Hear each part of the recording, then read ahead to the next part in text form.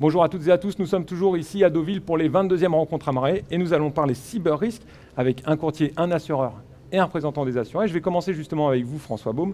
Vous avez participé à la rédaction du livre que la marée vient de sortir sur les cyber-risques. Quelles sont vos constatations? De quoi ont besoin les assurés? Alors, bonjour, merci. Ce livre, on l'a sorti en coopération avec CGI Logica. Et effectivement, il vise à recenser puis un peu éclairer la problématique du risque numérique au sens large. De la phase d'analyse de risque et jusqu'à la phase de traitement, y compris assurantiel. Donc effectivement, les assurés potentiels, ou du moins les porteurs de risque, vont se reconnaître dans cet ouvrage. Et ce qu'on attend, nous, aujourd'hui, assurés, vu que je m'exprime à leur titre, c'est une assistance des deux acteurs qui sont à côté de moi sur, la qualification de la problématique, c'est-à-dire l'identification des risques et leur évaluation. Donc, parce qu'on n'est pas forcément à même de le faire tout seul, parce que le risque, on l'a vu un peu dans la plénière là, qui vient de se terminer, où le sujet du cyber-risque a été largement abordé. C'est un risque qui est très lié à chaque entreprise, à chaque problématique. Donc il faut une assistance ad hoc pour pouvoir le qualifier, pour ensuite définir comment on va le traiter en interne de manière préventive, pour ensuite l'assurer. Et aujourd'hui, les deux acteurs qui sont à côté de moi ont pas mal de choses à nous apporter. On a énormément d'attentes à ce propos-là. Alors Xavier Leproux, justement, vous représentez plutôt les assureurs. Est-ce que les produits cyber sont des produits qui doivent être sur mesure? Est-ce que vous adaptez forcément aux clients les produits? Oui, bonjour. Donc chez ACE, on fait des cyber-risques depuis fort longtemps. Donc la nouveauté aujourd'hui, c'est plutôt pour les entreprises de mieux déterminer les enjeux financiers suite à une fuite de données personnelles.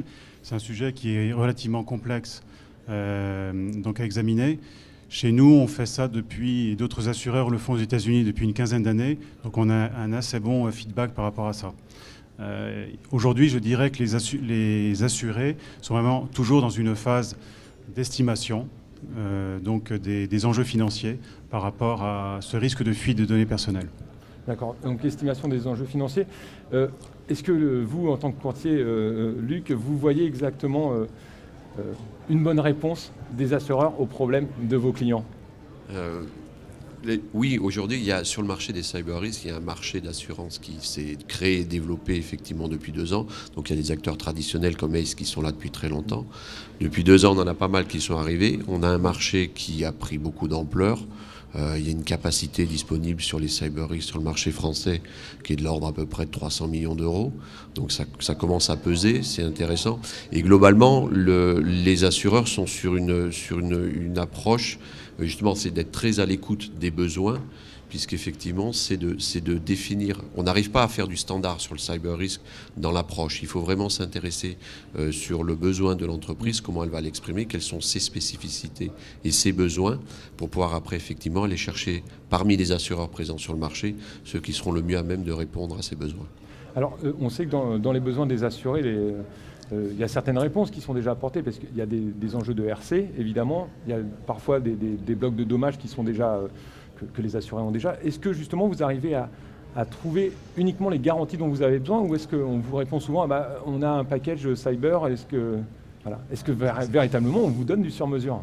C'est toute la question, parce qu'en fait c'est le risque d'un monde qui change, qui est en train de changer. Donc c'est ce que disait Luc, on a déjà mis un certain temps à prendre conscience du changement, de la nature. C'est Philippe Rocard tout à l'heure, je pense qu'il disait. Aujourd'hui on a à peu près tous, les 3 acteurs qui sont autour de la table, la même compréhension de ce qu'on met derrière le mot cyber. C'était pas forcément vrai il y a quelques années, quelques mois même.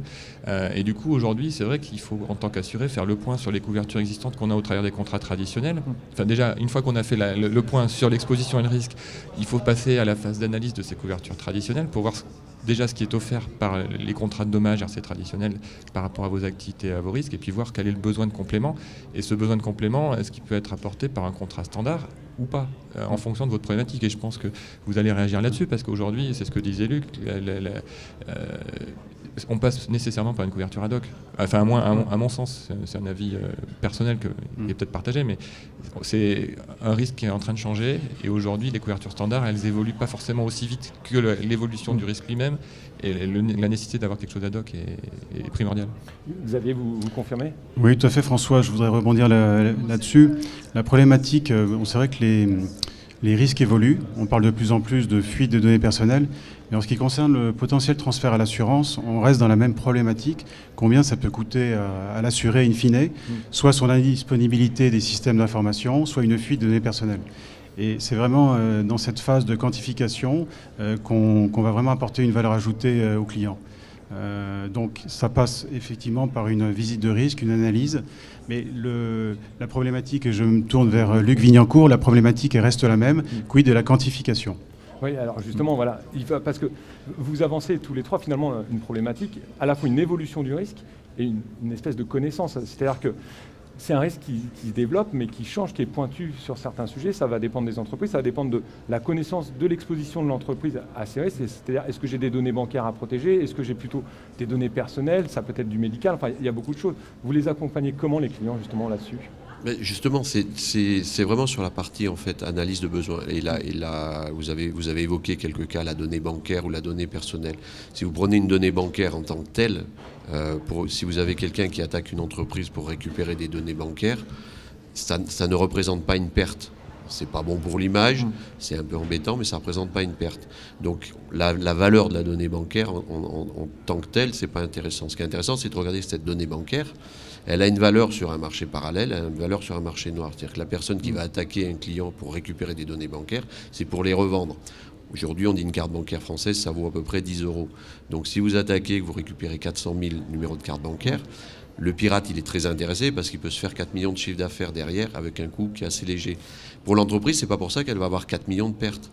Là où la perte, en fait, elle va générer, c'est qu'est-ce que le fait que ces données ont été divulguées, qu'est-ce que ça va générer comme coût dans l'entreprise. Donc les coûts qui vont être générés, on a, avec les législations, l'évolution et les différentes lois qui existent depuis très longtemps maintenant en France, on a l'obligation de prévenir, on a l'obligation d'engager, de vérifier, de comprendre, analyser.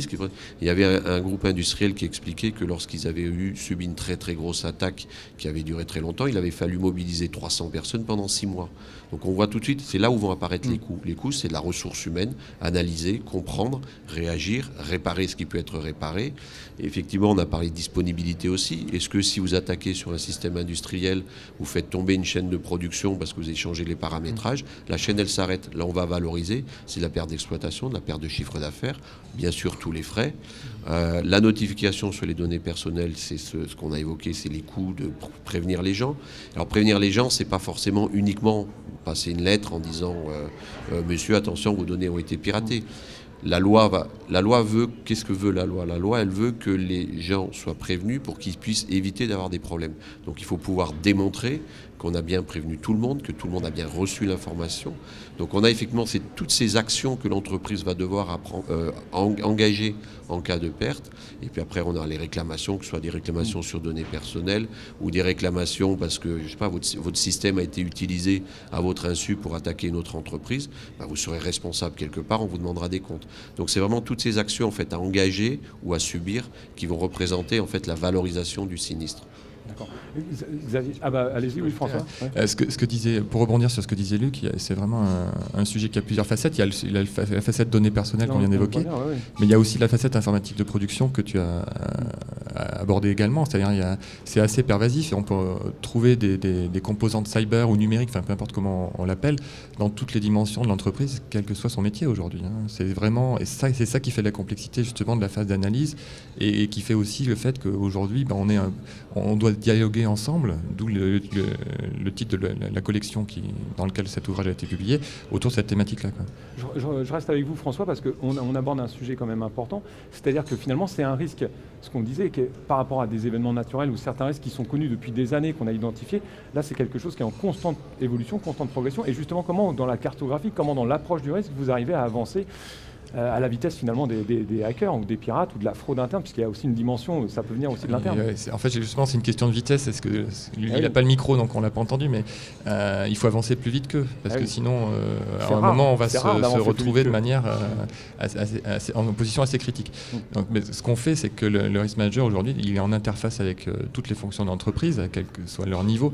Donc, il n'est pas l'expert absolu de la problématique cyber, au moins en termes d'exposition, ou alors ça peut arriver, mais c'est rare. Du coup, forcément, il faut qu'ils se tournent vers là où sont les compétences en interne, donc la DSI, les RSSI, toute la communauté système d'information, et puis vers des experts potentiellement externes qui peuvent l'aider, son courtier, des cabinets de conseil, des cabinets d'ingénierie X ou Y, pour justement arriver à vraiment qualifier la problématique et le faire vite. Et puis après, une fois qu'on a qualifié une fois à un moment M, on va suivre ça dans le temps, ça va s'inscrire dans un flux, on va dire, de gestion, et on va essayer d'aller plus vite que l'évolution du flux, quoi. Donc c'est ça le nœud du sujet, quoi. On arrive au terme de l'émission. Juste, je voulais voir avec vous, Xavier, parce qu'on a parlé un petit peu réglementation. Dans l'adaptation des produits, ACE par exemple, mais beaucoup d'assureurs sont une dimension internationale, donc on a tendance à prendre un petit peu ce qui se fait aux États-Unis, un petit peu ce qu'on a pu faire en Angleterre, en Allemagne. Voilà. Pourtant, il y a des réglementations qui sont quand même propres à chaque pays. Comment vous adaptez justement ces produits aux réglementations et à ces évolutions ?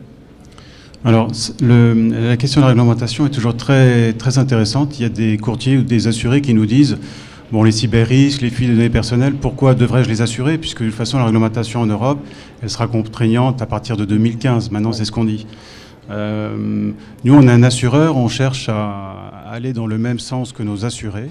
Quand il y a un souci, c'est bien de dégager des ressources financières. Ce n'est pas parce que vous n'êtes pas obligé de notifier vos clients que vous devez effectivement faire comme si rien ne s'était passé. Et bien au contraire, plus vite vous agirez, moins le sinistre sera important. Donc nous, le rôle de l'assureur par rapport à ça, c'est de dire la réglementation c'est contraignante, mais il ne faut pas attendre que cette réglementation soit applicable. Essayons de travailler d'ores et déjà. Voilà. Je voyais Luc réagir, donc je lui donne quand même la parole. Luc.